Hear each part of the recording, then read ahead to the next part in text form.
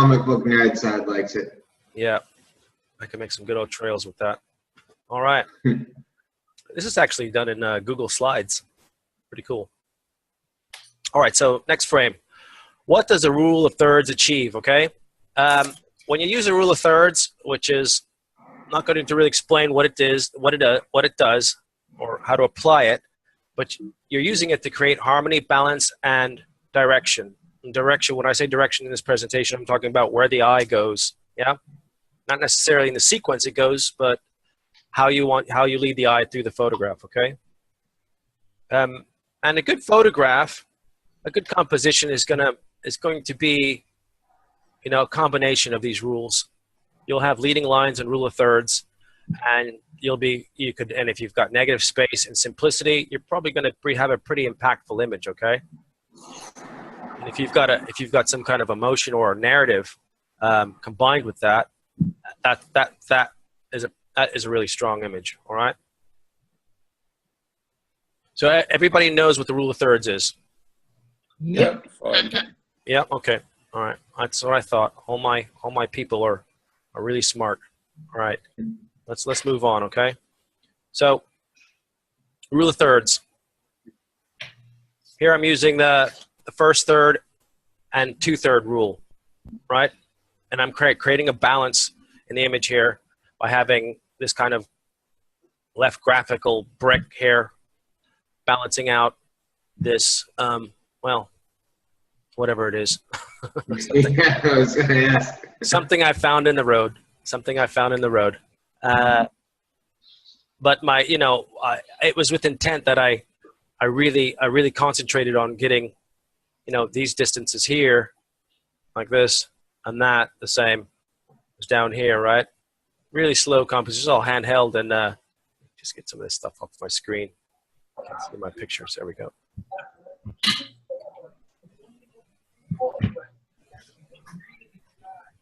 Sorry, just going to move this over a little bit. There we go. All right. So simple rule of thirds. I'm just divided it on the vertical, 1/3, 2/3, okay?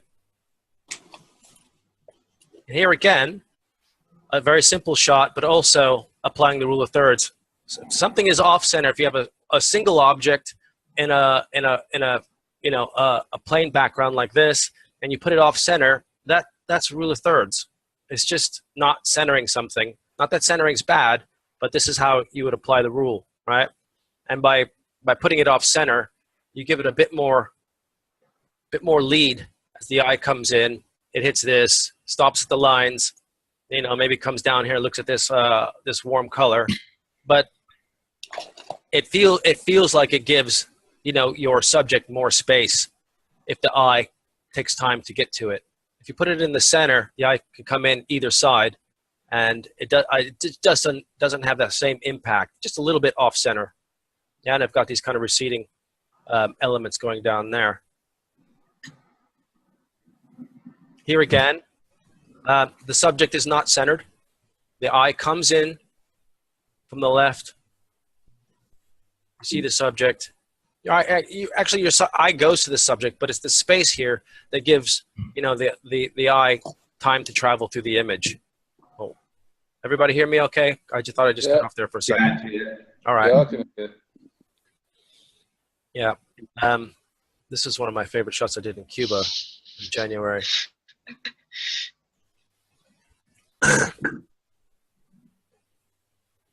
Also, she's off center, and excuse me, guys. You can see that I have this line going across here, and that bottom third.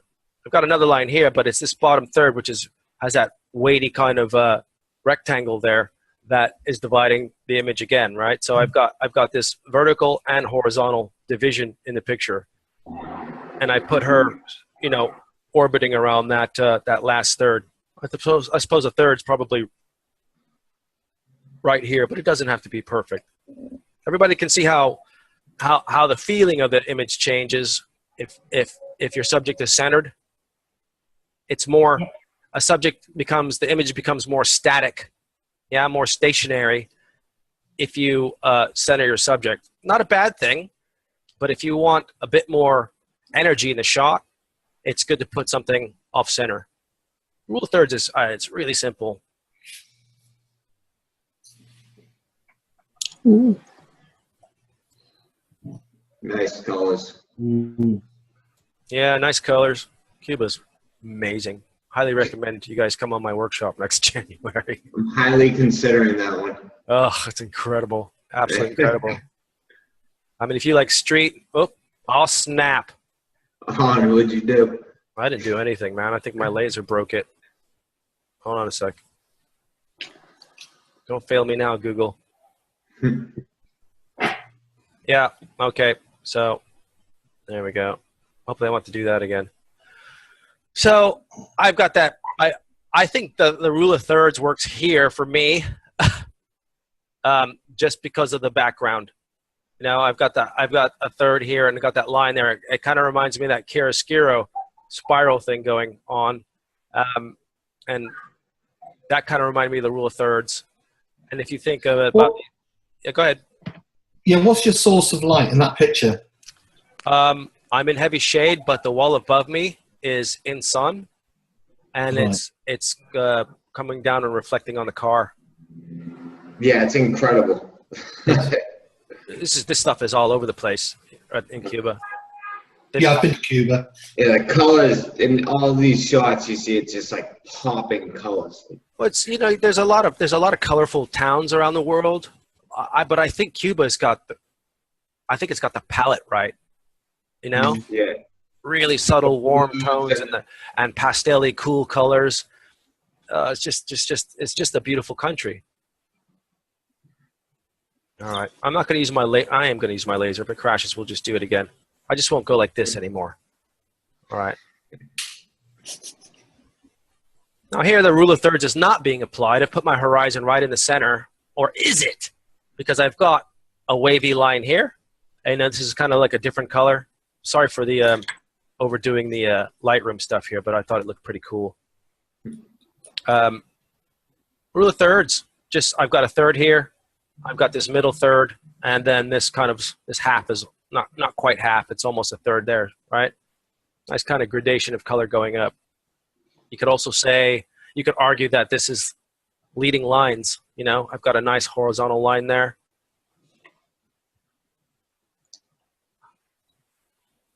No, I just realized. Okay. And I got a wavy line here.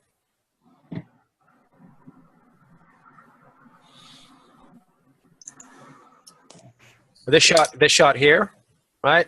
The eye's coming in, looking at this bright spot. You might come up to the sky, you know, because it's the highest point of contrast, but you'll come down here, and then your eye is going to come right down. These lines are going to lead you right to this third here, where I put this at that intersecting point.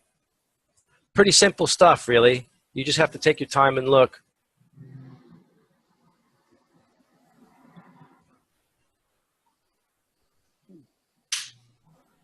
All right.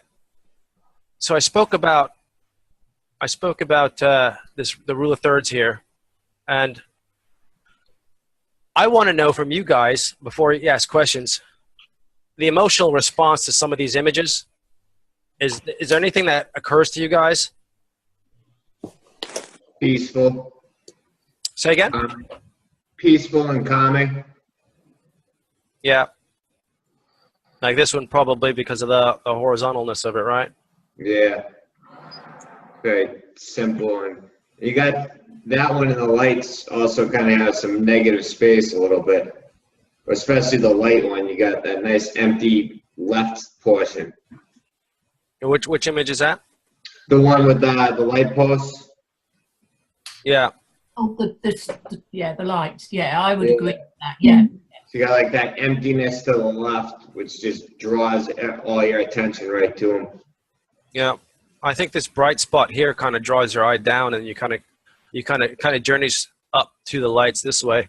Yeah, it's cool. Or maybe come down this way. I'm not sure. I think, you know, they say the eye comes into a picture from the top left to the bottom right, and that's, you know, us as human beings, that's how we look at things. But I read that a long time ago when I was in school, and I don't know if I really agree with that. I think it's definitely contrast that attracts the eye, but also strong colors. You know, Yeah. like this is really high contrast, believe it or not.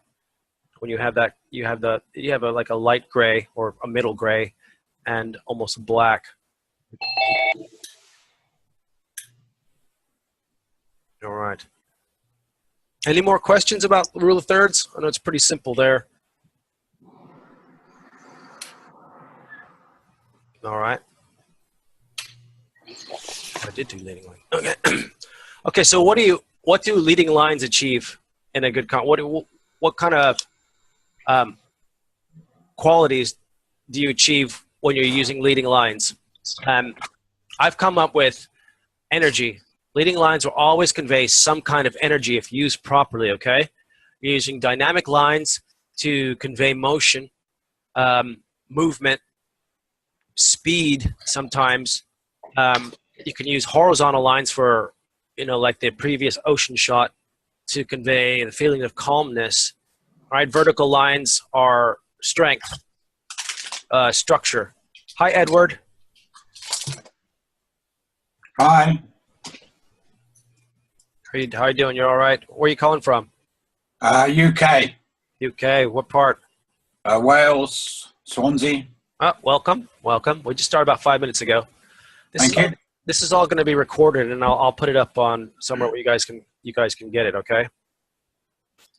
All right. So what do we want to achieve with leading lines? We want to achieve some kind of energy. We want to achieve emotion. We want to have control of where the eye goes.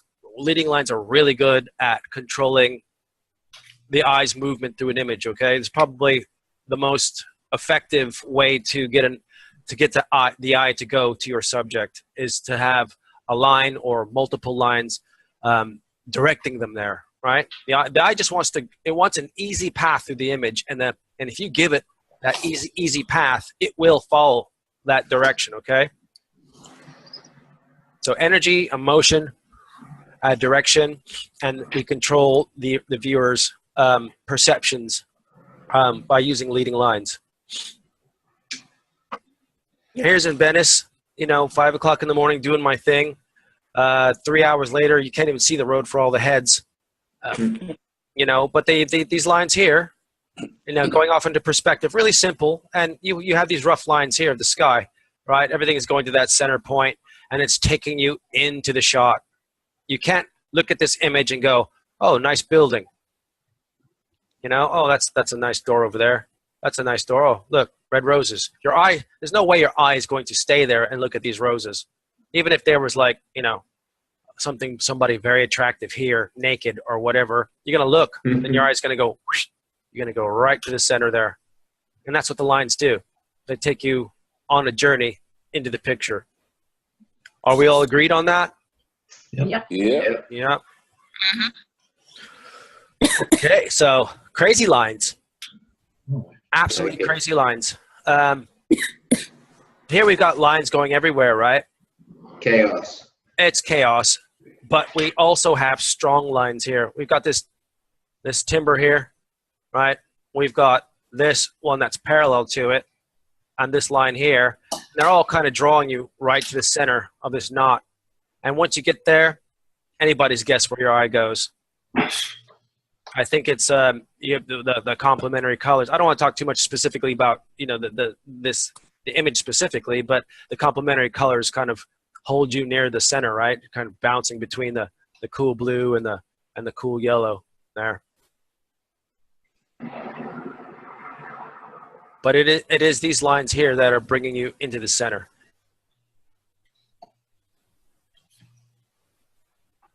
Again, leading lines. We've got the path here going up into the distance, and your eye just has to follow. It's not coming from the top left to the bottom right. From this picture, it's starting here, and you're being led right up into the picture there. And as you walk by the trees, you notice the grass here, and you notice this vertical line here, which I got to say, this vertical line, that's a pretty good composition thing, because what this does is as your eye comes this way, bounces off that and comes back into the road, right? That this is holding you into the picture, that vertical line. If I had not put that there, I might have want to wander down into these other smaller trees, about this size on the other side. Little natural framing too. Yeah. Yeah. First light of the day, on a hill, and it's the angle. The angle is so low, 3-4 degrees. It's great when you can catch that light. It's hard in the city sometimes. Can you explain the angle of the sun, please? When you said 5 degrees. Oh, well, once it comes up comes above, the sun will travel from 0 degrees to 180 degrees from sunrise to sunset, right? Yeah. So 10 minutes past sunrise, it'll be 1 or 2 degrees above the horizon. And if you can catch that first light, then you get these super long shadows, almost horizontal shadows. And that can have some really cool effects, especially in architecture and tall things, and the right lens, of course. Like We need to be early birds. I'm sorry, say again. We need to be early birds. It does help. I mean, I really get tired of getting up sometimes. But if I know the weather forecast is going to be good, and I know where I'm going and what I'm going to shoot, I've got no problem getting up and being excited about getting up and going and getting that shot. I might go just for one shot. Yeah. Travel an hour. Getting there and getting back, 2-hour travel time. Take one shot that I know I'm going to get, that I've planned out. And that's success to me, And while I'm there, I'll take other shots. It's not just that one thing. But the best time, there's a thing called nautical twilight, and this is when the sun is -6 to -12 below the horizon, and you get the indigo sky. And then once you get to like -6 to 0, that's called civil twilight. And that's just when it starts to get, you start to get that daylight feel before the sun comes up. But nautical twilight, when it's -12 to -6, it's still dark, and you get the amazing sky, you get the amazing clouds.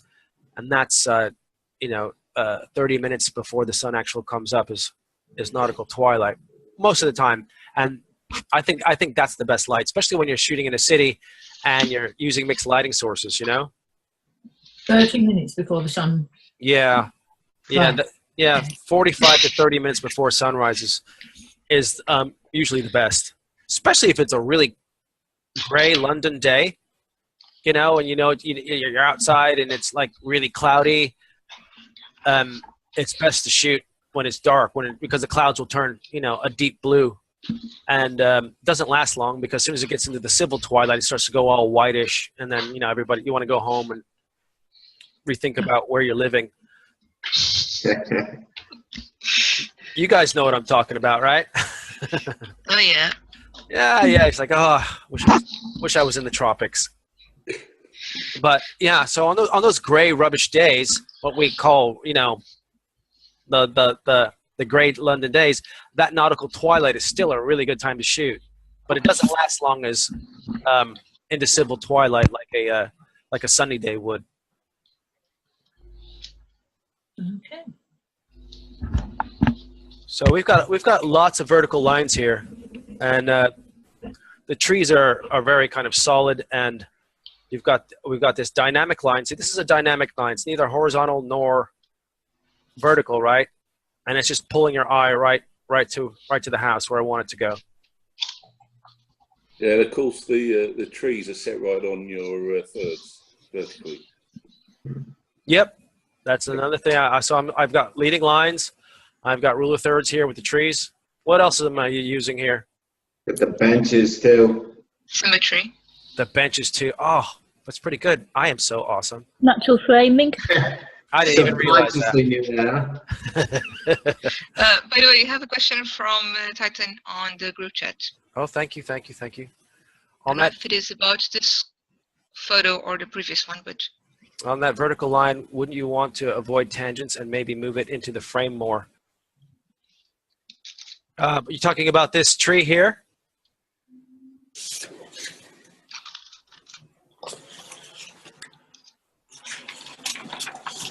This tree here on the left?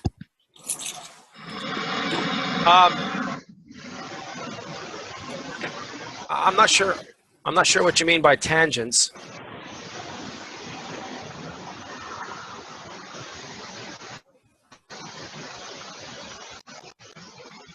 Everybody getting that feedback? Yeah. Yeah. Who is that? I don't know what he meant with the tension. Yeah, so the fact that you Oh, have right. the line going Okay, across the space frame. between the edge of the frame and the tree. You know, if what I don't want is more empty space on the left side of the tree. Right? I wanted this tree to be final. I'm using it as a natural frame to keep the eye from going out.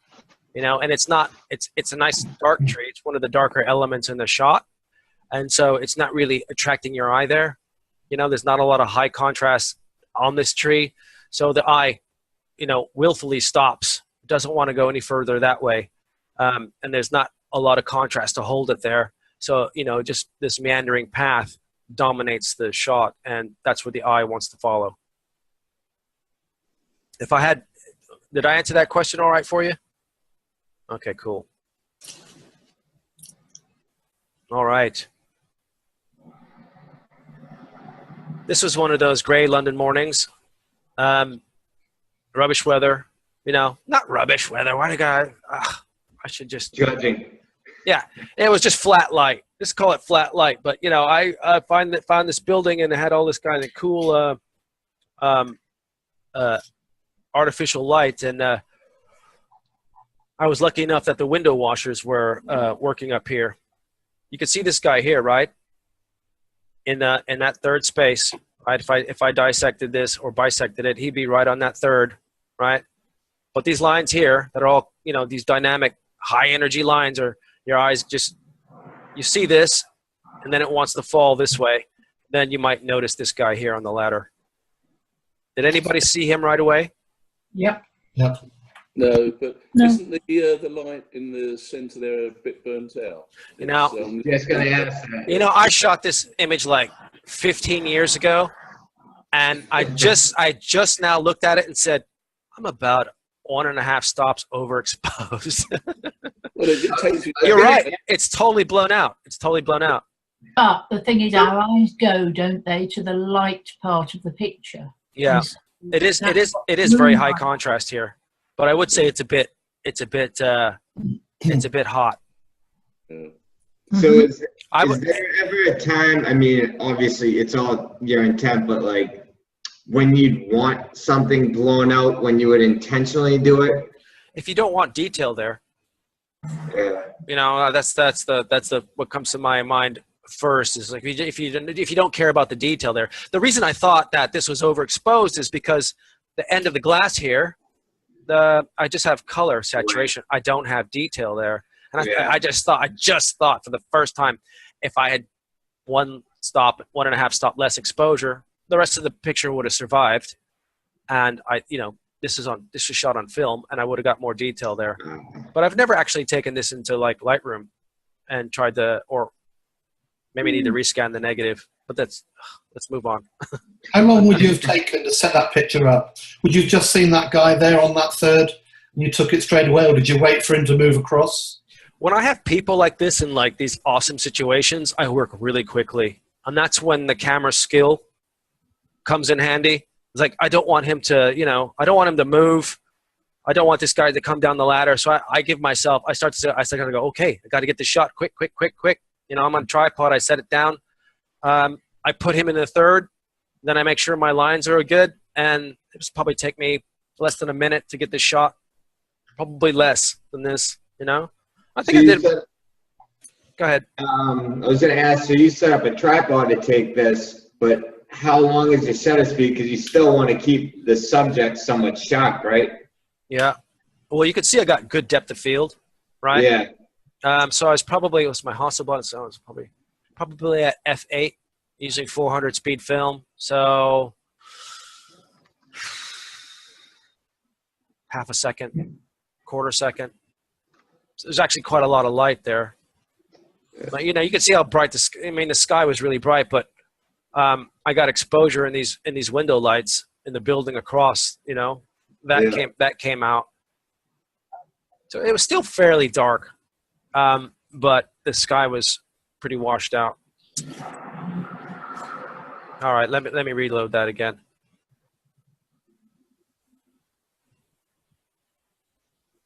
I think what Google's telling me is to use the PDF instead of online.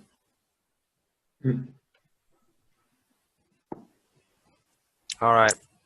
So we got any questions about leading lines? Just some quick examples. We've got our movement, we've got our emotion, we've got our direction. Now, how these lines are coming, how they're coming in and leading the eye to this brighter spot. You know it's gonna happen today. I'm gonna go back and edit this picture now. Thanks, guys. Like I don't have enough to do. Yeah, right. Not only that, I'll probably end up rescanning it to get the detail there. It took 4 hours of sleep tonight. I'm gonna have to go blow the dust off the neg box. Takes me back to the days of when I used to work with negatives and film, and you know you'd be able to dodge it around a bit and you know use the lights on it. Well, you know those days are gone. It used to be fun. Yeah, I mean I still got my scanner, but you know the hard thing about film now is just when I was scanning myself was just the cleanup. I was like, oh, I don't have time for this to do the cleanup, you know. So I started farming it out, and then I felt like, oh, I feel like I'm kind of missing some of the joy, like I miss spotting. I don't know. It's just you know, I got to say that the digital medium now is really convenient. It's almost so convenient that I'm forgetting about film. I haven't shot with my Hasselblad. I didn't take it to Cuba, which was a first. I usually take it abroad with me. It's so light, you know. That was the first time I didn't bring it.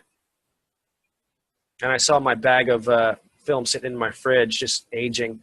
I was like, oh, I bet it's nice and ripe now for some creative photography. Can I ask you a quick question on a slight tangent? And when you're taking all your gear abroad on a regular flight, how do you manage that? Because you know, if I try and take mine as an amateur, I start running into weight problems on cabin baggage. So you know, I don't want to put anything in the hold that I might lose. No way.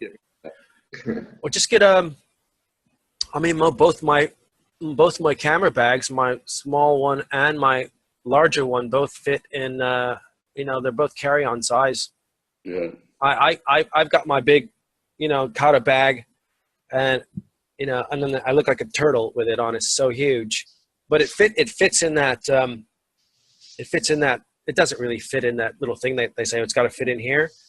It's a bit wider, it's a bit thicker, and it's got a big old tripod on it. I have never had a problem getting it on a plane because they know that you're a photographer and they don't want to be responsible if anything happens to all your expensive equipment in that bag. They're just like, oh, just let them take it on the plane. You know? That's a good point. Okay. Yeah. I mean, if you have stuff that's got to go in the hold, you got to get Pelican cases for it, right? And locks. You put it in a hard case, you know, with foam. That's how you transport most equipment. But your cameras always go with you into the plane. Sure. And you know, and I've got a big tripod, and you know, when I get to my seat, I just take the tripod off, throw it in the back, you know, and then put the bag on top of the tripod. Nobody's ever. Actually, the lady in Italy said, she's like, "You're never going to get the tripod on the plane." As I was running for the plane, and I told her, you know, I'll take my chances. And yeah, they didn't say anything. Even on a fully booked flight, nobody's ever bothered me about my camera bag, and I think it's because they don't want to. They know what a hassle it is. It's going to be trying to get a photographer to let go of his baby and put it in the hold. Yeah. You know, it's 10,000-pound baby. they just don't want to do it. Yeah. All right. So symmetry. What does symmetry achieve in your photos? Okay. Pretty simple. Patterns. It could also create a very kind of like static stillness, which is kind of nice. And balance. I mean, this is all, when you talk symmetry, it's mostly about when you're shooting shape and form, guys, okay? This was tough for me to find the images because I don't do a lot of symmetry. I don't see the world symmetrically, right? I don't know. Some people do it. Some people don't. I mean, I tried to get this. I took 20 shots of this, trying to get it symmetrical. My assistant was there with me. It's just a mirrored wall on the left, you know, reflecting the street on the right. It's not perfectly symmetrical, but this is the idea. It was impossible. But my assistant, who's really good in Photoshop, says, I'm going to make it perfect. And I was like, that's not going to be a photograph. That's going to be photo art. And then we went to have lunch, drank beers, and argued it for a couple hours. I won. Well, you would do. You're paying. What's that? You would win. Yeah. Presumably you're paying his wages. So. Yeah. And for his trip. And I got 30 years experience on him. Photoshop boy. So here, I thought this was pretty symmetrical, but on the horizontal, right? I mean, if I divided this right in half, okay, I'm going to get my laser. If I divided that right there, that'd be pretty symmetrical. Not perfectly symmetrical. You can see my symmetry shots are not what you would see if you Googled what is a good symmetrical photograph. I mean, you go out there. There's a guy in the Light Monkeys group, Paul Vanderhelden, that does some incredible symmetrical shots, and I admire his technique and patience and eye for it. Does anybody think this is not symmetrical? Let me know now, because I was doubting this. I would not say that's really symmetrical. Yeah, I would say that that's a good example of reflection. Yeah. But not exactly symmetrical. Well, and like your leading lines drawing it in, like on an angle. Okay. Yeah. Okay. So but if I divided this in half and did a mirror image of it, it would almost look the same.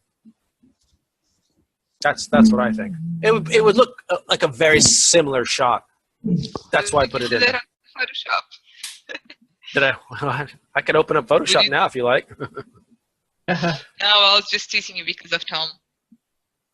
No. Okay. I'm not going to open up Photoshop.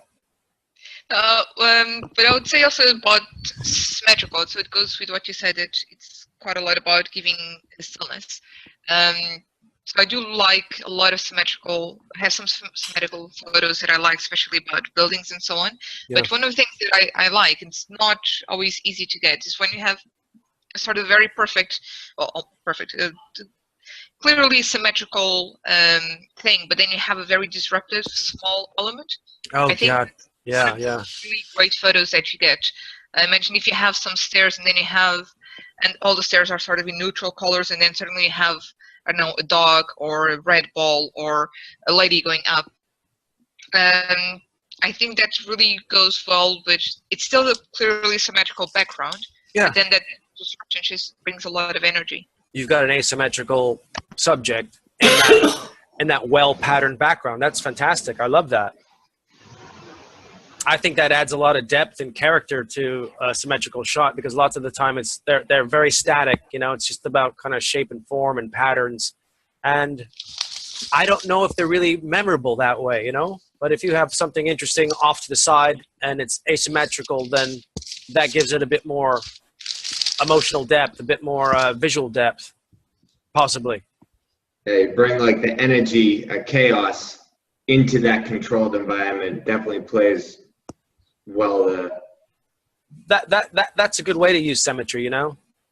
But usually when we're shooting it, we're like being really slow and methodical, trying to get the left and right or the top and bottom to match perfectly. And sometimes there's that, you know, you have one corner, if you have a handrail or a triangle in the corner you can't get rid of no matter how you move. You know, so it's a very kind of involved process. I mean, you could start with something off center, you know, asymmetrical and work that way. Or you can set it up on a tripod, get it nice and perfect, and put a subject in there. That's another way to do it.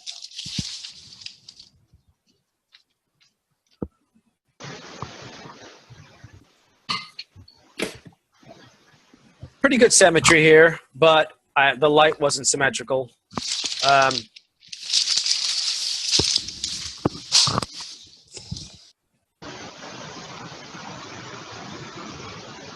a lot of background noise today. I'm gonna mute everybody. Hey guys, I'm gonna mute you all, and if you want to say something, unmute yourself, okay?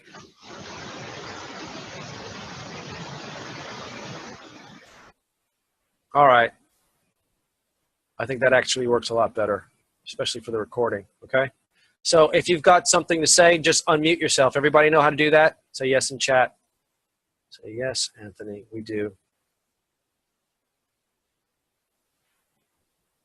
All right, from me to everyone. Okay, great. All right. So another symmetrical shot. I did try to, I actually really tried to get this symmetrical, but the light was coming in too much from the right, and that was close as I could get it. This, I think, is probably my best symmetrical shot. Now, I took a lot of time. This took me about 3 or 4 minutes, maybe 5 minutes trying to get this symmetrical, and still, this space here is a little off. I got that little triangle there, a little brown triangle there, and a little brown triangle there. Pretty happy with that. I got these coming off. I got her right down the nose in the center, and I thought that was really good. But the horses are different back here. That was not that broke the whole illusion there. And the light's coming in stronger on the right. And thank you, Susan. She said defo symmetrical. Oh God, I'm going to use that again. Defo symmetrical. That sounds like a good band name, actually. Okay, I'm drifting. I thought this was pretty good. Pretty good. This is a carousel in Paris. But I did work really hard at getting this distance here between that. I don't know if you can see that little space there and that space there. I kind of missed that. It's so hard getting symmetrical shots. If you want a really good assignment, go out and shoot symmetry all day and show me what you got. Now this is another one that Anna will agree is not symmetrical because she likes to be like that. And she'd be right. It's not symmetrical, but balanced symmetrically. It's a pattern, but a reflection, and the actual buildings are not going to look alike, are they? Are they, Anna? I'd give it to you. Would you? That's because you're a hell of a nice guy, Keith. She's been beating up on you a little bit. I do put these images in here to start conversation, okay, about some things. I like to hear a little bit debate about when things work and when they don't. If I have an idea that, this rule is being applied to this image and you think differently, let me know. Because by you letting me know, I learned something too. Yeah, I think you got it here, and you use the symmetry because the symmetry makes it very calming, but then you also have a little element where it differs, where the lights are blurred in the reflection, which extends them, but still pretty symmetrical in my view. Yeah. It's not hardcore. Sorry, go ahead. Yeah, presumably you can't do symmetry and rule of thirds. No. I don't think those are two that you can really apply together. Logically, they're impossible. Is that right? Yeah, I never thought of that, but yeah, you wouldn't. I don't think you could actually do that. So if you're doing you wouldn't put that as a third, 2/3. Would that be a better picture? Yeah, it would. I don't know. I don't know, because sometimes a center horizontal line is the most calm. When it's perfectly in the middle, and it's the top and bottom are yin yang. And it's balanced that way. A horizontal line can really just in the inner center can be very calming. But I think it has to be a really simple shot also, Yeah. I'll say that. So I do think this is indeed symmetrical, and it is have the rule of thirds and symmetry, but again, with what you're saying is that you're probably going to play the symmetry in one direction and the rule of thirds in the perpendicular direction. Yeah. So imagine if this one, if you'd crop it and you'd have like the main house, which is almost in the center now, you'd put it, so you'd have that and the negative space on the left, and you put the house, the rule of thirds, you still have the symmetry, the horizontal symmetry, but then you have the rule of thirds on the vertical, if you'd crop it. So it would be possible. It could be. I don't know if it would be as good as, you know, as well composed as this one. Yeah. I mean, it's not a complicated shot, you know. It's just pretty much just a standard horizontal shot, and I thought the reflections were pretty. I think most people standing there would have taken this shot. It's pretty basic. Are those letters? Anyway, that is. Kind of symmetrical, right? So my subject is dead center. I've got my left and my right. Pretty even. Yeah, pretty even. I mean, if we put it on a mirror, you know, mirrored the left and mirrored the right, it almost looked like the same shot. But I've got elements here that are different. And I really, you know, you could see like I said, I had a hard time finding symmetrical shots because I don't really do symmetrical shots. I did that one in Paris about 6 years ago, and I was just like, well, that was difficult.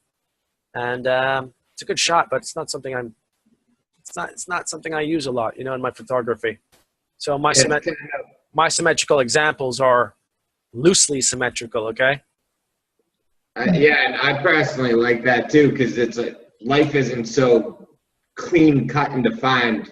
It's kind of more fun to play on the variances you see out there. Yeah, I mean, it's hard to find it in nature, but if you're into shooting architecture, then, you know, symmetry is something you're definitely going to want to apply in your photography. What else? What else? What other genres would symmetry work well in? Portraiture? Yeah, fine art photography. Yeah. Like, you want something like a peaceful type vibe to the shot. Yeah, you could do. I'm sorry. Say again. Botanical photography, maybe. Botanical. Yeah, that's a good one. That's a really good one. Yeah. Or landscape with water. I mean, you always can find a symmetrical shot with water. Yeah. Yeah, but if we're talking true symmetry, you know, of the pure sense, where, you know, the left and the right match, like my previous shot there, you know, I've got the water, but it doesn't match. But it's a bit symmetrical, right? It's the idea of symmetry is there, and it's kind of coming across. I've replicated a pattern, you know. I've replicated a pattern here if you divide it in half. But, you know, pure symmetry is not something I do a lot in my photography. I'm still loving the laser. This one, I tried to make the background as symmetrical as possible. That works. I'm sorry, say again? That works. I like that. Yeah. This is really cool. That definitely works. So I had shot these guys standing up, handheld with my Hasselblad. I was done shooting them, and they were walking away, and I walked around the corner and saw this. And I set up my tripod. I was just like, oh, God, that was such a great shoot with those guys. And I set it down, and I framed this, you know, and it was all about getting these white triangles the same, you know, and this divide in the steps, you know, coming right up the middle of that. And, you know, it's almost perfect symmetry there, except the light, you know, light pink and dark pink. And then I said, oh my God, I should put these guys in this picture. And so I said, dude, I said to my assistant, dude, go get them, bring them back. And they were already like 500 meters away, and he ran and he got him, he brought him back. And it's like, what? You just took pictures of us. I said, I'll just sit there. So I had him sit there, and then it's like, they didn't speak any English, and I kept going, just this way, and then they go too much. And then I said, back that way. And so I went over there, and I placed his foot right there. I was like, you just keep your foot there. And I tried to move him, but he was not very happy because he wanted to go eat. And I tried to get their elbows and their knees right there, but, you know, I was pushing my subjects a bit too hard. I just shot them for like half an hour, and I was like, okay, that's good enough. So this is an asymmetrical accident that I think worked really well. Yeah, I think, and the question earlier about rule of thirds, like this kind of has symmetry, rule of thirds, and leading lines all playing into it. Yeah. And like, because you got like the arrows drawing down to them, but then arrows pulling up to the sky. It's kind of a nice balance. You know, you got the stairs on the bottom third below them. Yeah. Blue on top. And another thing that you were saying, how the lighting is different, but I think that works to your advantage because you got the lighter colored side of the triangle to the left, where he's actually darker than the guy on the right, who's lighter complexion, but has the darker triangle behind him. Yeah, interesting. A lot of cool stuff with that one. So what do you think the strongest lines in this image are? And It's got to be the right-hand triangle, the pink triangle. yeah. Yeah, it's the darker colour, but having different colours on each side of the pink. It gives it texture. It gives it more depth, doesn't it? Totally. Flat if everything on that pink was the same lighting. Yeah. It's probably why I set it up, you know, just that depth that almost looks like it's like, you know, jutting towards you. Yeah. Yeah. Right. What is, by the way, what is the pink? It's a mural on a wall. This is not sky. Oh. Okay. That's not sky. This is the wall. Right. And this is I think, oh God.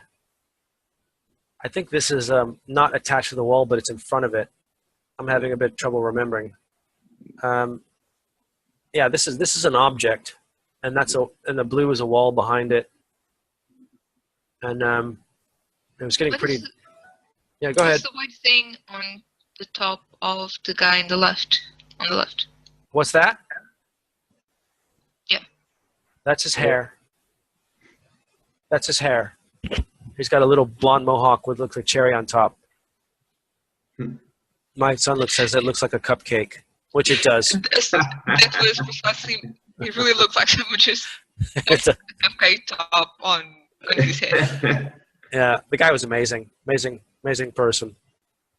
Okay, so I suppose we covered questions, yeah?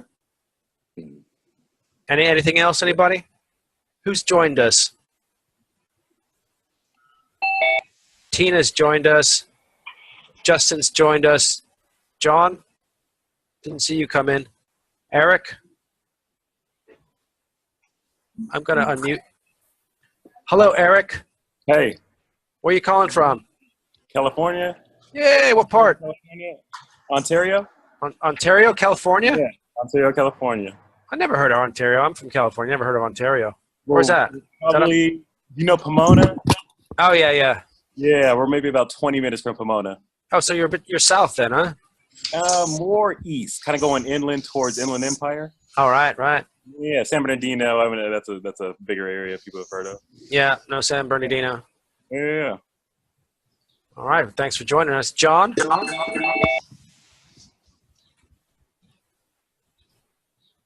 John, you there? Yes, I am. Hi, John. How are you doing? I'm fine, thank you. Thanks for coming. Tina? Hello, Tina.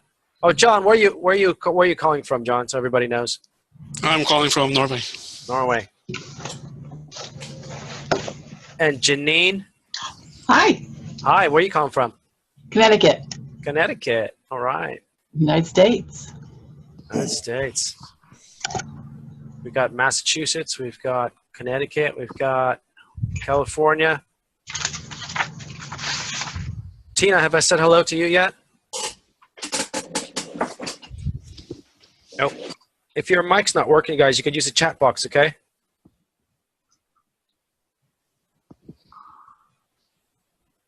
All right, then.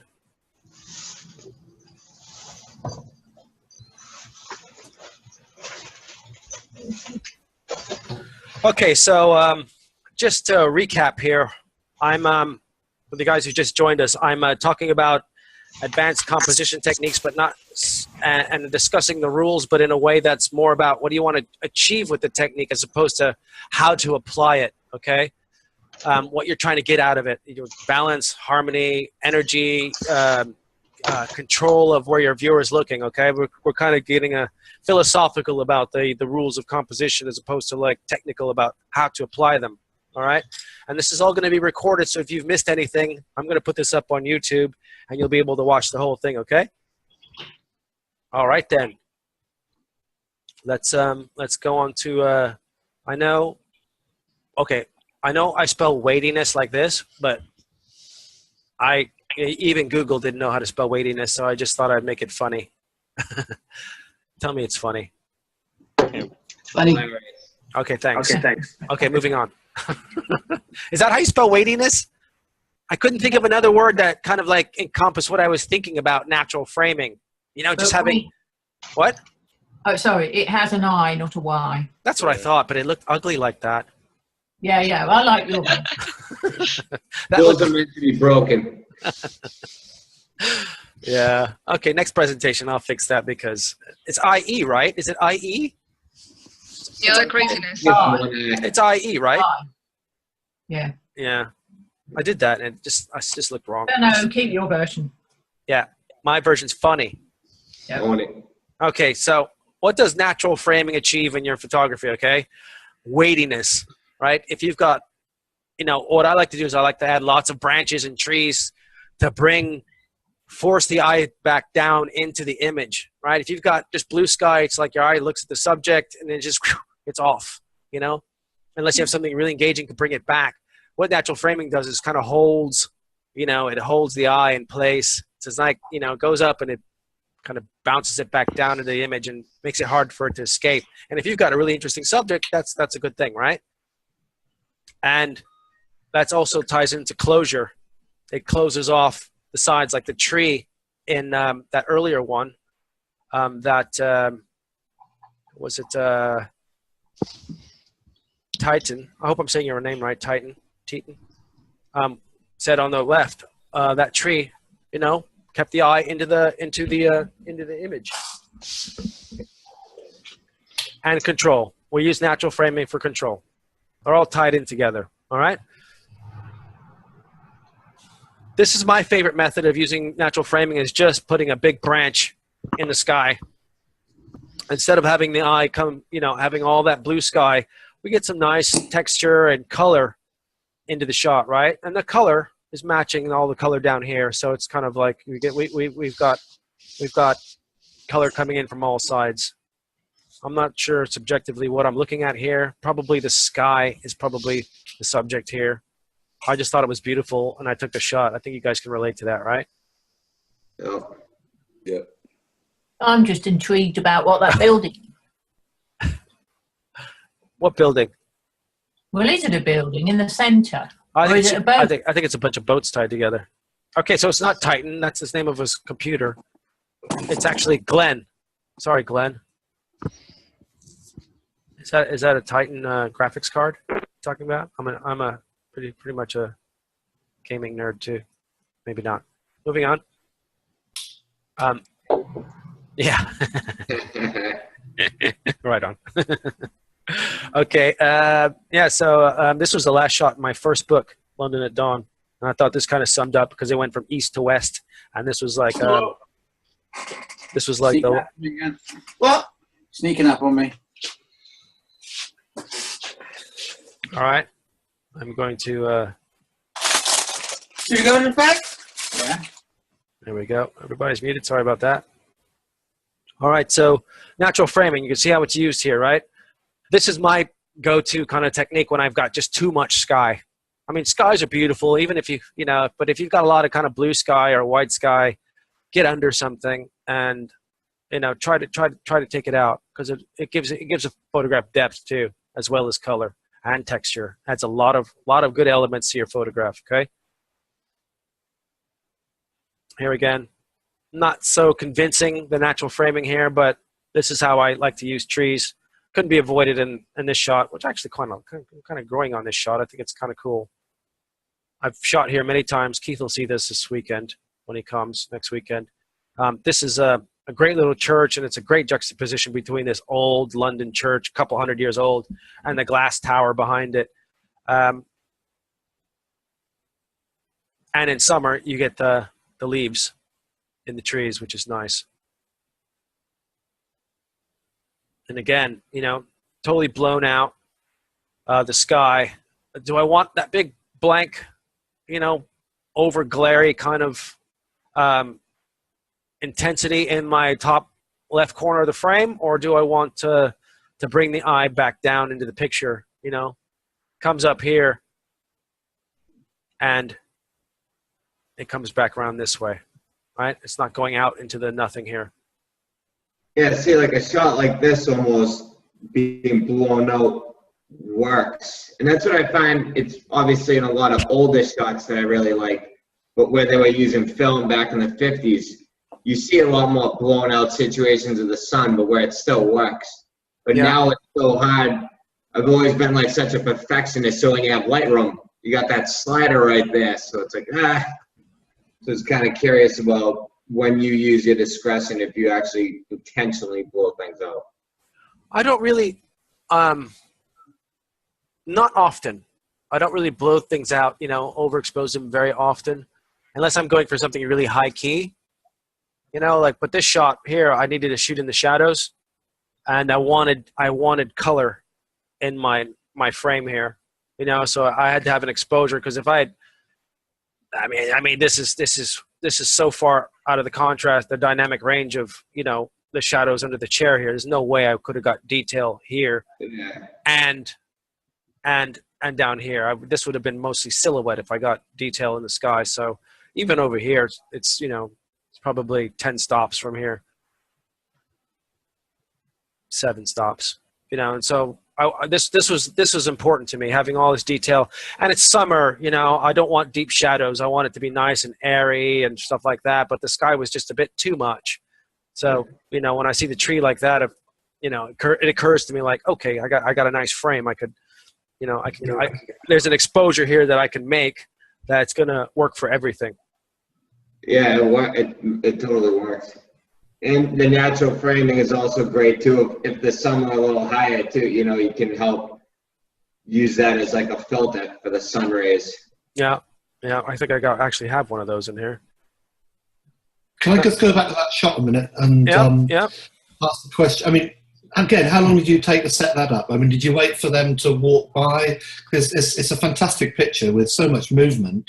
You know, it was just I was with a group of people, and I was heading under this tree to get, you know, some framing. I saw the woman standing up doing a selfie, and I've got a project of, you know, of people doing selfies. I'm sure I'm not the only person in the world who's done that project. I thought it was pretty original 2 years ago, but I wanted to get a picture of her, taking a picture of her and her friends. So it was all about this here to me, right? And then to get that shot, I needed the exposure where I could get detail back here. I didn't want all this, even her black shirt I wanted detail in, right? I didn't want to lose anything. And I needed an exposure that was going to work. So, you know, using the natural framing, being in the shadow of that tree, I was in a great spot to get that shot, you know, to get my subject looking really good. I mean, it was all, you know, as I was approaching it, I was going, you know, I'm always thinking, where do I need to stand? Where do I need to stand to get this shot? You know, I've got my 50mm lens on there, and I'm always kind of like, I know it so well that, you know, I could see the shot in my head, and then before I get there, I see the position I need to be in to get that shot. So you know, and as I'm walking to that spot, I'm, you know, not looking at my camera. I'm just adjusting my shutter speed. I'm just going to open up 2 stops and go stand right there, lift up my camera, lock the focus. So it's not off a tripod then? No. Because they're particularly oblivious to you, aren't they? Yeah. Well, I came up behind everybody and through the trees, you know, off the pavement. Yeah. And then it's cool, you got other cool elements like the girl with the hands up and the sun's shining great in her hair. Yeah. And the guys over here with the ball. Yeah. You know, they all got really good exposure on them. Sorry about that. I think my lasers.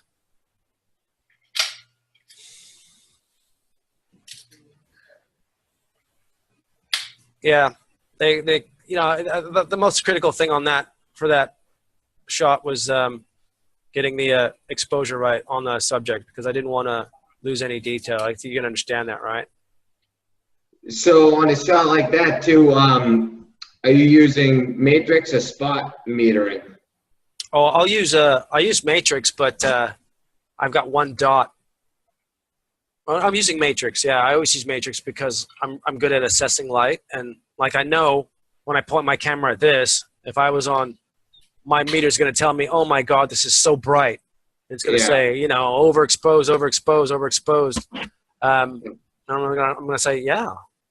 And I'm going to keep it at +2, +3, +2.5, 1 2/3 to +2 for this shot, right?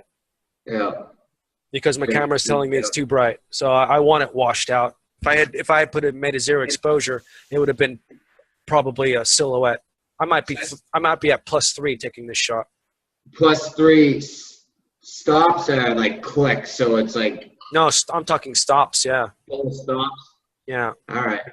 Well, because you look, I mean, I've got this intense reflection from the sun there, and the sun's just here. It's really super bright, really super bright. You know, and I've got all this sky here. I mean, I've got all these kind of midtones balancing it out, but this here is really gonna skew it towards being underexposed. This helps bring it back towards a neutral. It's maybe a stop and a half, 2 stops. I won't say 3 stops. Yeah, it sounded like a lot. So basically, if you were shooting in the sun, like for like a quick street shot like this, where you're trying to capture a moment, you're shooting into the sun, you're probably gonna quickly want to get to at least a stop and a half above to bring out all everything you'd lose in the shadows. Absolutely, and I've done that before I get to my spot, you know, because I've already figured that out. So if I frame this, it's gonna say, oh, it's too bright. So I'm going, you know, I've done six clicks before I get there, 6, 7 clicks before I get there. Gotcha. Yeah, well, sometimes you just think, you know, when you're trying to capture the moment, like, because she could put that phone down at any second, so you got to be like, yeah. And I got a nice effect on her hair too, which was nice. She just turned her head. Yeah. Because they're all looking to the right. I'm finding that my eye is being drawn to that very slight projection on the right-hand edge of the shot. I'm just wondering whether perhaps a slight crop to take that projection out might have. What projection are you talking about? Well, if you look right against the right-hand edge, go down. I can see there's something black. Oh yeah, here. I couldn't see it on my screen. You're right. That needs a crop. Yeah. I should probably crop it right about here. I take it from the bottom too, you know, because I got a lot here I don't need. I probably just a good crop would be right there. That would definitely improve the image. It'd still be nice to have some space between the girl, so you don't kind of put her right on the edge. No, you don't want her on the edge, but you know, maybe right here. Yeah. Cut that. You could still cut that distance in half, and she wouldn't be on the edge. I think because they're all looking to the right, I think you want lots of space. That's true. Yeah. So just a very slight crop, just to take that little black intrusion out, but leave plenty of space behind the girl. Then it leaves you wondering what is it they're looking at. Otherwise, I like Tom's take there. That's a good way of thinking about it too. That's good. Good call. One thing I don't like about it is how that her arm is overlapping the pole. Yeah. You know, that's a super strong line, right? Mm. It would be so much. Third. What's that? It does happen to be on the third. It does happen to be on the third, and it does bring you down to her arm, which, you know, is that bisecting thing is right there. But I don't know. How do you feel about that pole line thing? I think we can live with it. All right. It's not strong enough. It's not coming out of her head, or it's not where the phone is, because that would have ruined it. Yeah. I like it because it frames the group of people on the deck chairs beneath the tree and to the left of the post. You know, that's where your eye is being drawn. That's where the main content is. Yeah. I think without that, your eye might wander a bit. You know, wondering what the focus is. Go ahead, Anna. I was going to ask something. So I don't don't have a problem with her arm being in front of the pole, but the fact that the pole is sort of, it's not completely vertical. Yeah. I sort of feel like the photo is falling a little bit to the right, if that makes sense. Would you think that it makes sense to sort of rotate the photo a little bit to put a bit more vertical? Because I don't know if anyone else had the same feeling, but because there's a sort of a guiding line, like a blue guiding line, I'm guessing, you know, something with a lake or something, and the pole is also a little bit tilted to the right, I have sort of the feeling that the image is rotating a little bit. So actually, I turned my head when I saw the picture. The pole is leaning, you're right, but she seems like she's parallel. Yeah, I understand what you're saying. She seems like she's parallel with the pole, and they're both kind of leaning to the right a little bit. That doesn't bother me. Maybe, no, I wouldn't rotate the image. I wouldn't rotate it. Because that would mess up this line here. Yeah. Because she would definitely be tilting to the left a little bit. Okay, let's move on. We're overanalyzing this, but thank you. That's pretty good. Pretty good. It means you made a great shot. Thanks. All right, so here's some weird framing. We're still doing framing, right? I just put this lots of, I mean, beautiful, gorgeous sky, perfect sunrise, beautiful gradation, but I just put some trees in there to give it a bit of depth. That's another way of using framing. I also like these lines here. Yeah, you got some triangles. Got some nice triangles going on there with those lines. And some, you know, some counterbalancing bush over here. Mm. All right, so any questions about the natural framing? All right, let's go on. All right, so depth. What does depth achieve in your photographs, okay? With depth, you get the free 3D effect, and in this 2D medium that we love so much, the flat print, the screen is all two-dimensional, so we can, you know, simulate depth by layering things, and we can control the eye. It's all about controlling the eye. You're going to see control and direction in many of these techniques, okay? Now here, depth is created by using what? Anybody want to tell me? What's depth created by? Depth of field. What? Depth of field. Depth of field. It's depth of field. You know, it's very shallow. Yeah. My distance to the subject there is very close. So depth is created by aperture. Aperture, sorry, that's the word I was looking for. Yeah. I knew exactly what you're talking about. All right. Again, depth of field. Mm-hmm. It's creating depth in a picture. Or aperture. Did you say what you said? Aperture is creating depth of field in the picture, right? And depth of field creates depth. It's giving the picture some, you know, this guy's here, and this stuff is not. If you can't say it any simpler than that, right? He's definitely here, and this stuff is over there. And if you think that in a two-dimensional medium, that makes a lot of sense, because actually, in reality, these are all on the same plane because we're looking at a two-dimensional medium, right? But that artificial depth is created by the right choice of aperture, okay? And so it looks like he's here and they're there. But isn't it also the positioning of the man? Because I would have thought that with most apertures, because he's so close, if you're focusing on him, you're going to throw out the background out of focus, almost regardless of the aperture. Yeah, well, I've got my 1.4 lens here, and I'm probably shooting at 2.0. So I will give it to distance and aperture, focal distance and aperture. Okay. Yeah. Nice. So here we've got what's creating the depth here. Amazing. Contrast. Contrast. Anything else? Depth of field. Light. Yeah. Not so much.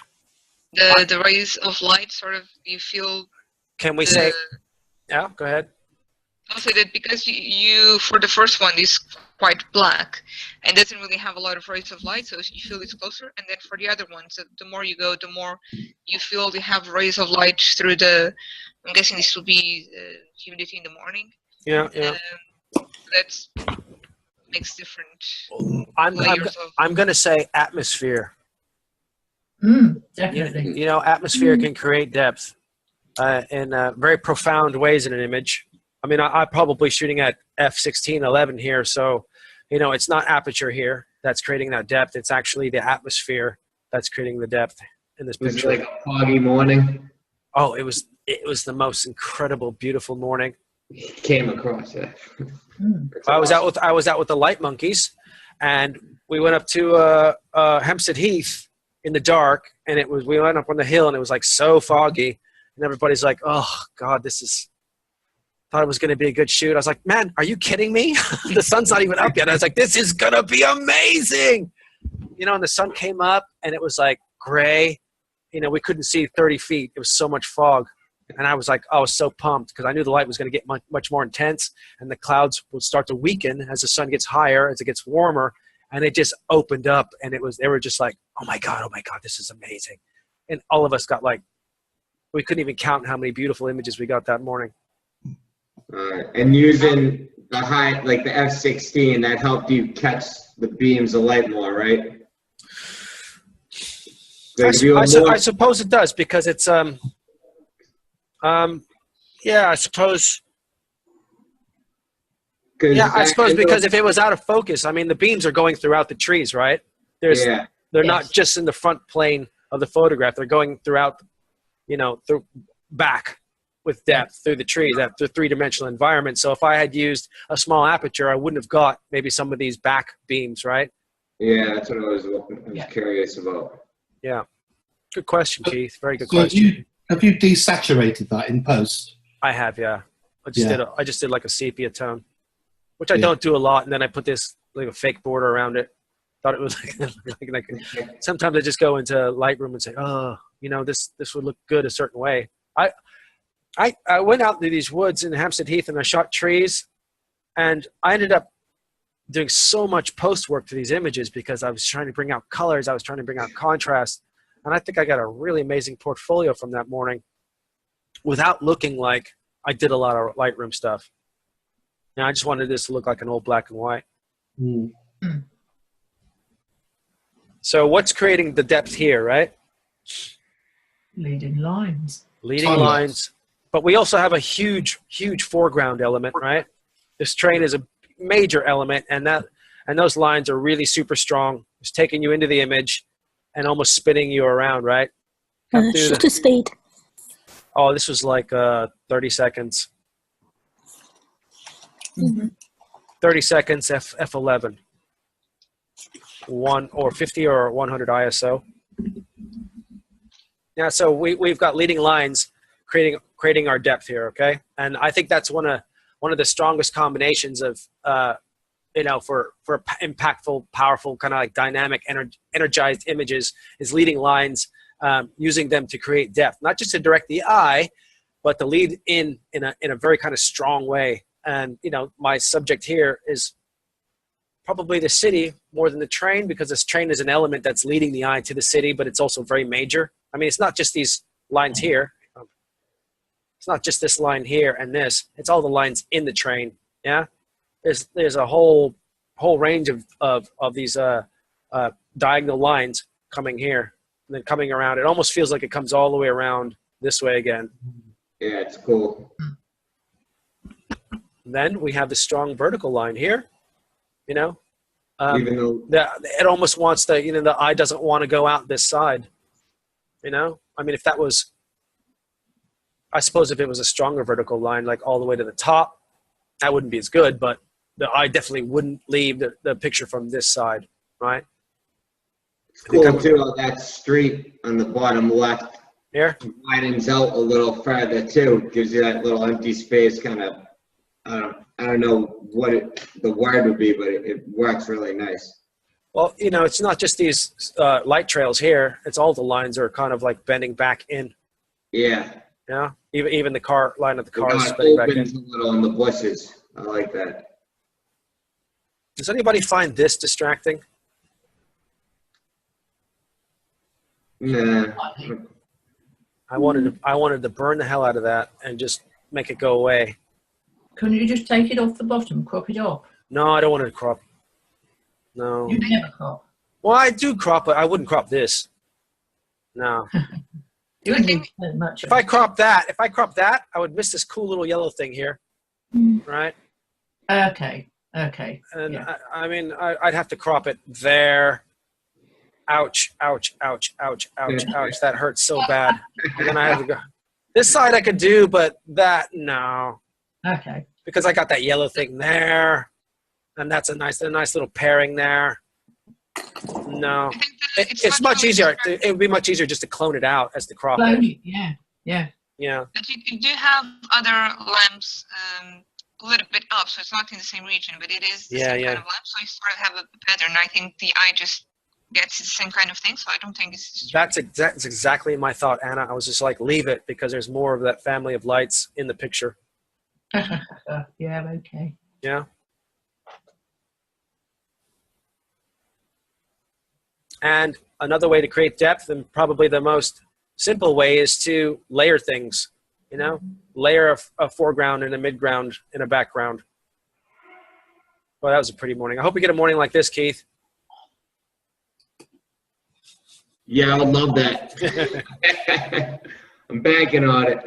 I've got a shot I should have put in here, but it's better example of layering. But when you stack things on top of each other, you know, and you use your depth of field in a very kind of specific way, you can create tremendous depth in a photograph.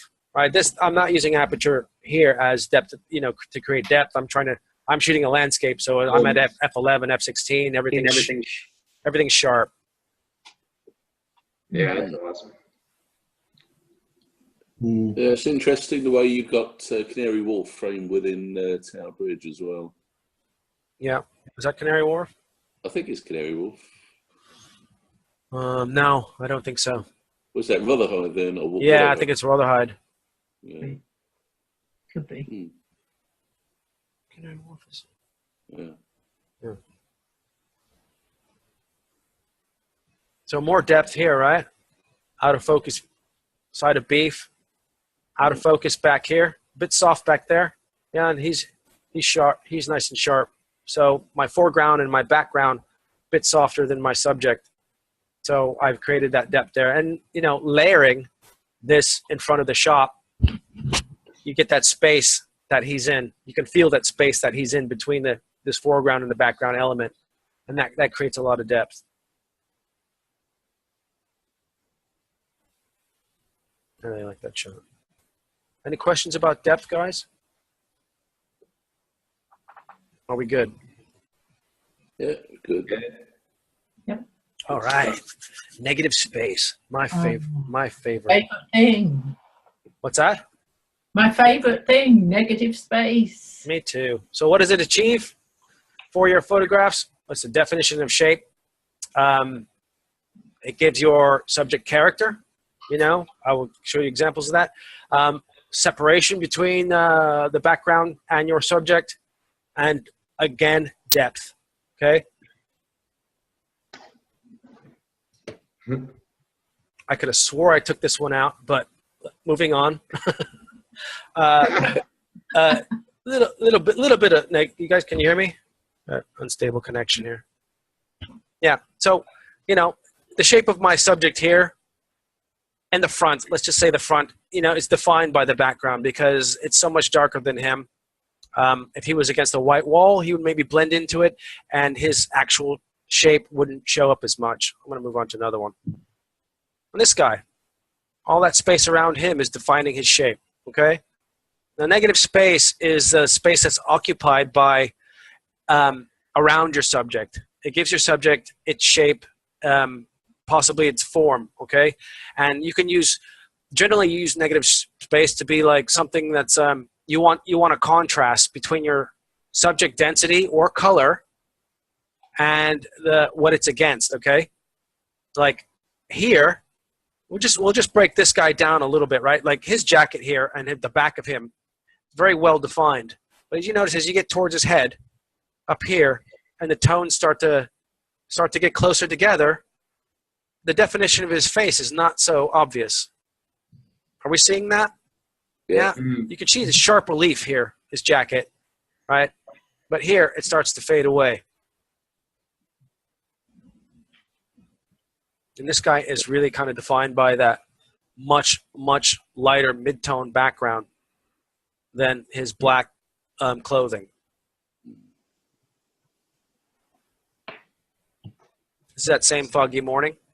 Now we've got some localized contrast in here. We've got the trees and the fog, and the trees are much darker than the bright spots in between. And we can tell they're trees because of that white space that they're against, okay? I love this shot. Yeah, very. You have a Lightroom tutorial on YouTube of that in color? Yeah. Yeah, I thought it's. Did you see the original? Looked nothing like this. Yeah, exactly. I think that was like one of the first times I learned about some of the filters and using them. Yeah. Well, you know, I was fantasizing about little fairies dancing in this little thing while I was doing the. I talked about it in the video. I'll put it. It's a really good tutorial video. I think it's one of the best ones I did because I show you what this looked like straight out of camera, and then you see what I did after, and then nothing alike. I mean, I've lightened this, vignetted.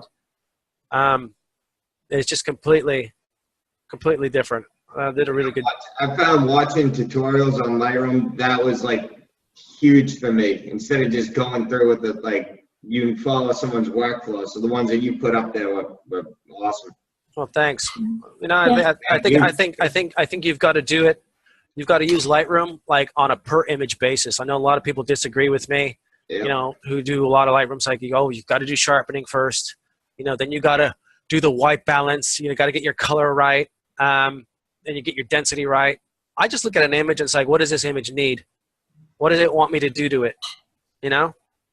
Yeah. How? And then some like this image. I like fantasy books. I like sci-fi. Man, I was gone into this image. I was fairies and mushrooms. I was thinking, you know, that feeling you get like when you're out in the woods in the morning, you know, and you come upon something that just like, wow, this is amazing. I wish somebody was here to share this with me, but I'm glad there's nobody here. Yeah. You know that feeling? Because this is amazing. You shared the thought through your photo, which is what we're trying to do. Yeah, and you just kind of put that thinking into the photo as you're doing your processing. I used to do the same thing in the darkroom and printing, you know, just because I did a lot of printing. And you know, years and years and years, thousands and thousands of prints, and you just start to think, you know. And if you know, I wasn't doing my own work, but when I got a good image that I really liked, you know, I'd be like, oh, you know, I start thinking about the shot and kind of designing it around my thoughts. And yeah, carried that into my own work. All right, so negative space. Now this man is far, far away from me. You know, he's nice and well focused, but he's definitely a fisherman with a rope in his hand. And you know, he's almost a silhouette at the first light, and that light on the water was just perfect to define the shape of him. Yeah. You can't really see his legs because they disappear into the boat, but that negative space here, fantastic for him. Even these pillars here are in negative space. The boat, it's all negative space. Some people will argue that it's too much detail, that it's not, you know, negative space needs to be clear, like Bresson would have used negative space just like a white wall. Everybody know the picture of the girl in Mykonos or in Greece, and she's like running like, you know. Yeah. And he's got that door and the stairs, and she's like in this little white square, you know, just an absolutely masterful capture. That perfect example of negative space. I think that's a classical example of negative space, but only thing it's doing the same thing this is, which is defining the shape of your subject. So if you want to use that kind of definition, then this is good negative space. Yeah? Susan, what would you have to say about that, Susan? I would say there's a bit too much detail from my personal experience. I would tend to have my negative space a bit more negative, if you see what I mean. A bit more classical then. Yeah. Yeah. But it's achieving the same thing. Yeah. Okay. I just put this one in here to get some feedback on what do you think about the negative space in this one. Throw it out there, guys. I'm still not too sure what you mean by that concept, negative space. This is a new one for me. Okay. So the positive space in the image is the space that's occupied by your subject. Okay? Yep. Negative space is the space around your subject that defines its shape and its form. And usually, the more contrast you have between that positive and negative space, the more definition, the more structure you're going to get in your subject. Like this guy here and his newspaper are defined by the space behind him, right? I mean, if these were dark gray, he would blend in. It's kind of like you've got to kind of just get it once and then you understand it. Like her shape here, right? Right. Yeah. That's that earlier one. Yeah. Who is your subject? I would have thought it's the chap with the newspaper. I'm not even sure. I think it's a bollard, actually. Dead center. Right on that third. Am I wasting my time here? I ask myself. I think this was my shot of the Paris commute on a beautiful morning, you know? I was taking a picture of this guy, and this guy walked into the frame. I was like, oh, that's better. No, I'm confused. The guy on the left, confused. I think he's too much detail. He draws my eye away. There's a lot more atmosphere just having the one guy on his own on the right-hand side walking out the picture. I'm not saying this is a great shot. I'm one of those photographers who doesn't mind showing his shots, and this is one of my shots. My wife absolutely loves this shot. I could leave it, you know. But she insisted this go in the book, my Paris at Dawn book, and I was like, okay, baby, you can have one. She ended up having 20. But it's dynamic. I agree. It's tension. He's coming in from the left. If you didn't have him, I think it would have been more of a boring shot. Okay, is the newspaper heading directly towards the sun? Yeah, that's. And there's a triangle here. There's a nice triangle happening here. I think that's why she likes it, because that's the harmony in the shot, and it says a lot of kind of like a lot about the commute, you know. Yeah, you got the third element with the pole in the center. Yeah. And the shadows are kind of cool. Like the shadows go towards him. You got the newspaper at a similar angle. You know what happened? Me liking simplicity. What I did is I was on my tripod. I know I can look at this shot and tell you exactly what I did. I put that there. I was like, oh, I'm going to take some pictures of people walking by, and I put the bollard right in the center. You know, creating nice, simple, you know, basic composition, and just started. This was a Hasselblad, so I had 12 shots, and I was just as people were walking by. And I didn't see him come in. I like that his knee's in here. You know, I think if he was like a foot to the right, it could have been even better. Like still just half of his body, but you get like his face. And you don't see people that cut off in photography. You really don't see people like so much on the edge. But I had 3 elements of a subject here, and they work all right. But it just feels like it's a little bit. I was just a 1/10 of a second too early, maybe. But if I had got his mouth, I think I would have been happier. You know what's cool too is his hand is like perfectly lined up with where that building is too. Which one here? Yeah, it's like on the exact same plane, like his hand, and then the paper extends from it. All right, yeah. Well, I think there's a nice triangle here. I mean, it's not a bad shot, but it was definitely one somebody else needed to tell me they liked it before I would use it. All right, well, we've seen this one, and definitely a negative space. Susan might disagree because it's not classical negative space, but it's near enough. near enough, right? I mean, when you have a silhouette like that and you've got pure white and then a bit of detail around here, I think that works pretty good for negative space. Definitely defining her shape. Yeah. And so's that. And that is, yeah.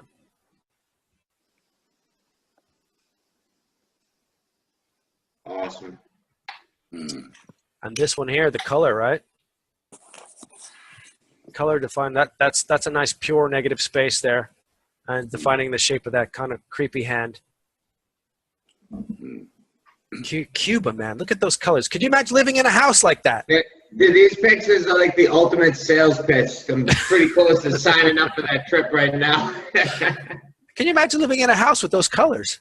That's just life is good. That is crazy. I would go mental in a house like that. I really would. It's too much, man. Too much. Yeah, but I think they've lived with grey for too long. They've been what? They've lived with grey for too long. Yeah, maybe that's it. Yeah. There's also Cuba. I've not been there, but I assume you get a lot of bright sunshine. You need the bright colours against that. In London, it would be wrong. You know, we have a much more muted palette. But if they've got all the bright sunshine, you need those colours. It does make the place more lively, that's for sure. But that's an interesting palette with the pink and the greens and the blues and the orange. It's crazy.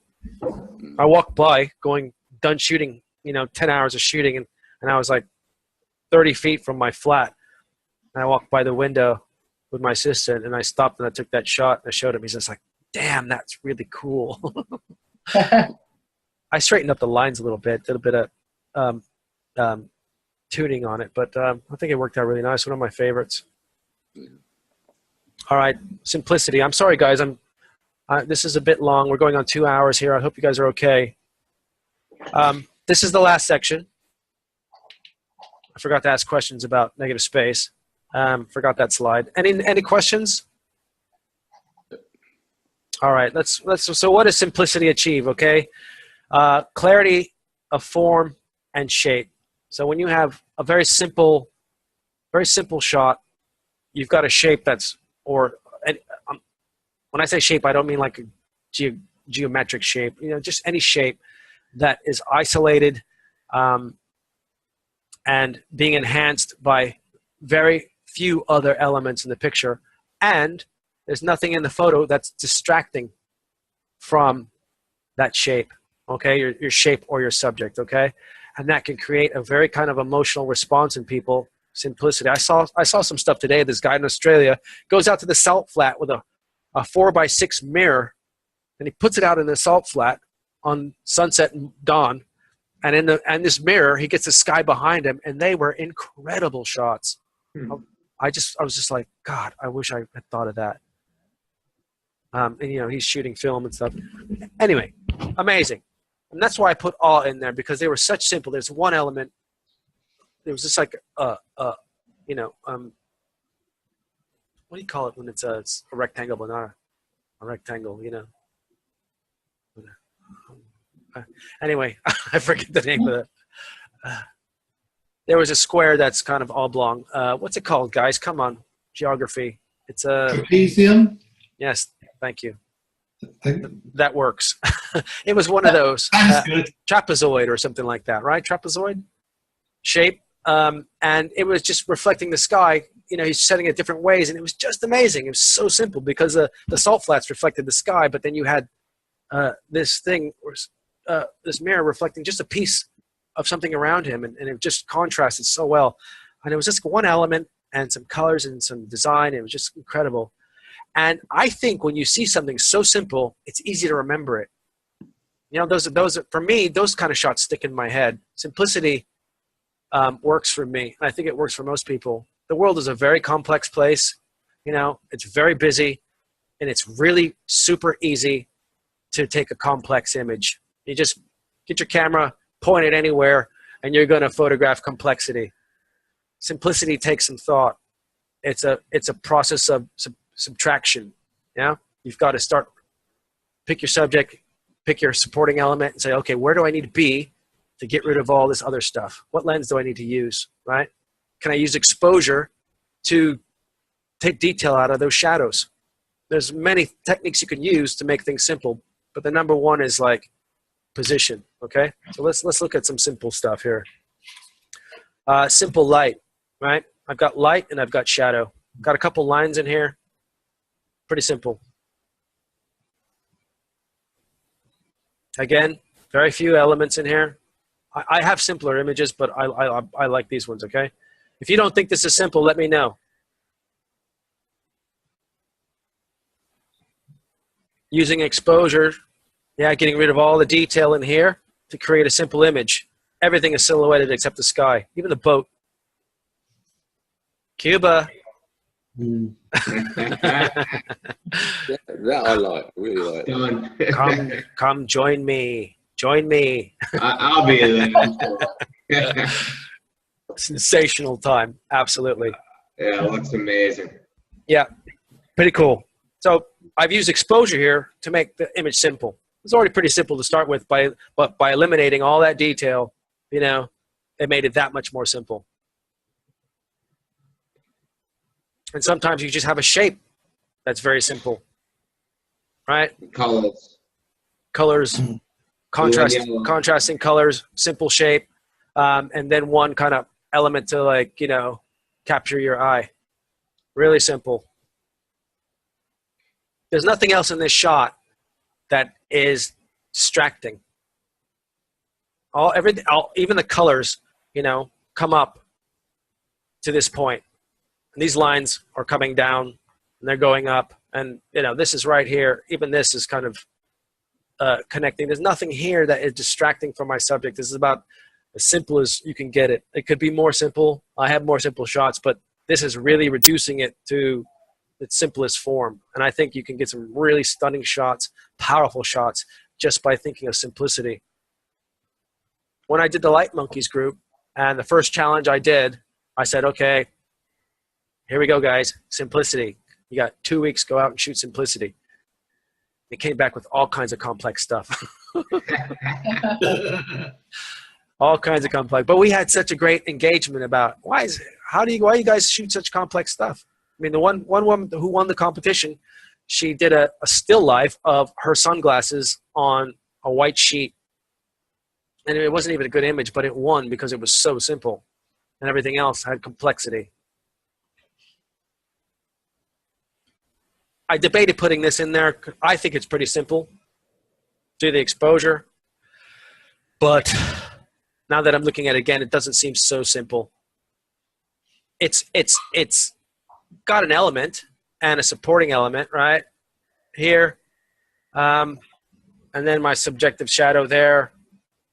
I think it's pretty simple. It's simple as far as the number of elements in the shot, but not so simple like the previous one where it's just basically two elements. Abstract simplicity. Pitch of a house, roof, get the sky, very simple. Nice, clean, pleasant shot. It's not going to win any awards, but beautiful light. That's why I took it. I mean, all the vines have their own shadows, so I thought that was pretty cool. And that's simplicity, guys.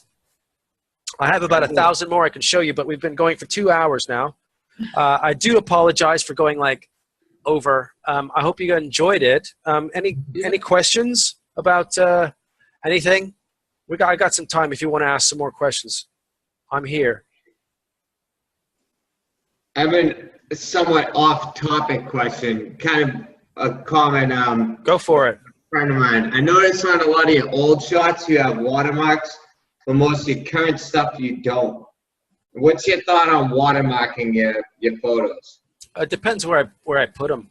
You know, if I'm like the ones I used for that had my watermark on them are ones that I pulled out of a folder that were published online for other websites. Like I write for digital photography school, and you know, when I put my photographs on their website, I put my watermark on there.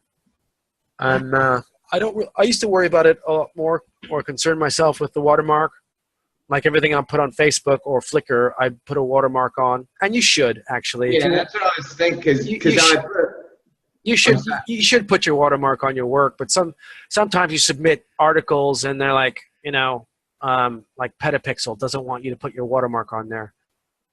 And that really infuriates me. It's like, but you're like the place for photographers go. I mean, it almost seems like disrespectful, but it messes with their brand design, and they don't want to promote you. I don't know what the thinking is, but if you're going to put a watermark on your images, make sure you put the opacity about 30%, 30 to 50%, because if you make it 100% opaque, in your face, some images is just going to go bam. It's going to stick out. I was talking to one of my colleagues last night, and he's got a fairly large watermark on his, with this big fancy font that I hate, but I didn't tell him because I told him that 100 times. And I was like, if you don't want to reduce it by 20% in size, I was just like, make the opacity less so it doesn't stick out. Because look how if you put it on one of your higher key images, it just looks like a stamp. Boom. Yeah. You don't want it to look like a boom, like a stamp. You just want it to be subtle. It's also too, if someone likes the shot, then they know who took it. Yeah.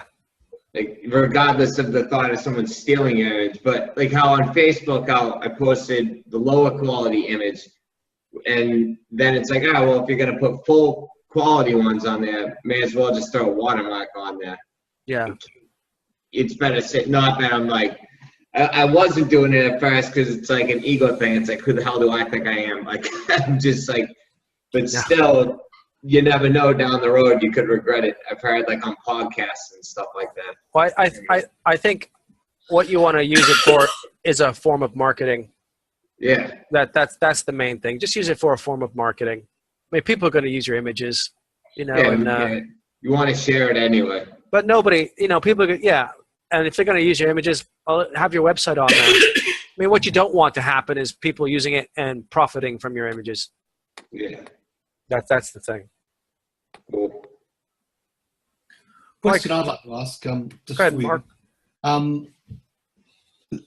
All these pictures we've seen today, have they all been sort of edited in post, as it were? Oh yeah. So you're not trying to capture reality as it was on the day. Oh, that's a bit of a stretch. Well, I don't know. Let me just give you an example, okay? You're gonna make me go back through here, Mark. This was processed, but that's how it looked on the day. This was processed, but I pumped up the yellow quite a bit. I did the contrast quite a bit, right? I did the clarity quite a bit to make it pop. Yeah. I come from a printing back. Like this looked nothing like out of the camera. I could see what their color of their shorts, but I went into post and I just dropped all the shadows, 2 stops, and it went silhouette to make the image more simple, more graphical in nature. I'm an artist, true photographer. This is hardly worked on at all except clarity. Yeah. I mean, it was that beautiful. This is pretty much straight out of camera. That's pretty much straight out of camera. Some lines I corrected. This was pretty much straight out of camera with a little crop, 5%. Same with this. I don't think I've ever done any. I didn't even have Photoshop when this came out. This was probably my most heavily edited one. But I think you can tell. I hope you can't tell, but I could tell. I don't know. I'm hoping it's not too apparent, but I'm approaching it as an artist. I come from a printing background. I printed for David LaChapelle. I printed for Helmut Newton, Ellen von Unworth. I even got to hold some of Mary Ellen Mark's negatives one day, but they pulled the job. I was so bummed. Yeah, right. I come from a printing background, and it took me a long time to look at these tools, these digital tools, and go, wow, this is so cheating, But then I thought, they're just better tools. They're more accurate. If I can, I wish to God I could go in the lab and change just the red channel in the negative sometimes, That's amazing. That is amazing. Just being able to affect one color channel instead of like pumping cyan, to affect red. And, the magenta shifts too, and the green will go crazy, and you gotta tweak it and tweak it and tweak it and tweak it, But that was a fun process, very organic. The digital process is just, you can approach it the same way creatively, and you can do a lot more. You just got to, it's just a bigger toolbox. I don't go crazy. I really don't go crazy. Didn't do anything to these shots. You know, like my street photography, I don't process. But once in a while, there's an image, well, I'll spend 3 or 4 hours on, you know? Because you've got your own vision as to what you wanted it to come out, what you saw in your mind. Absolutely. Like, you know, you've heard the term pre-visualization. Sometimes, you know, I take a shot and I've already seen what I'm going to do in Lightroom to it. Yeah. I was like, oh my God, if I did this and this and this, you know, I really want to go back and start making those Lightroom possibility videos where I get an image straight out of camera and then I go nuts on it, just to show you what the possibilities are with the software. It's kind of nice, like you want to get it as close to your vision as you can in the camera, and then make the tweaks to express what you want in there. It's kind of or you know, if I see an image that I know I'm going to process, like the one with the trees, I was like, oh my God, I'm going to go very crazy on this, right? I just need to get a blank slate. You know, I want to get something lowest contrast as possible. Maybe not so much color saturation, you know, just so when I go in, I have options. I have lots of options, right? I don't want to get something really contrasty, because then I've got to deal with that before I can start getting creative, you know. Or maybe if I want to go a different direction, that's if like that high contrast is already set my path somewhere, you know. I've got to go that. I've got to go that way. I'm sorry. Every situation's different. Oh, sorry. Say again, Susan. You shoot raw. Absolutely. Yeah. Absolutely. Yeah. I never shoot RAW and JPEG because me personally, I'm always processing my images. Yeah, so well, I'm gonna create JPEGs at some point anyway of the ones I like. I do the same. Yeah. But you should always shoot RAW. I mean, the latitude you get with RAW over JPEG when you're doing post work is tremendous. You can just get so much more either depth from the shadows, or you can manage to pull a bit back from the highlights if you do go a bit. And not only that, but I think one of the more potent things is how you control color. With a RAW file, it's much more dynamic than a JPEG. You know, you start shifting color in JPEG and, you know, artifacts start springing up all over the place. You start getting green and red, magenta pixels everywhere. But with a RAW file, you can push it a bit more with the color, and that really, you know, gets you some good results.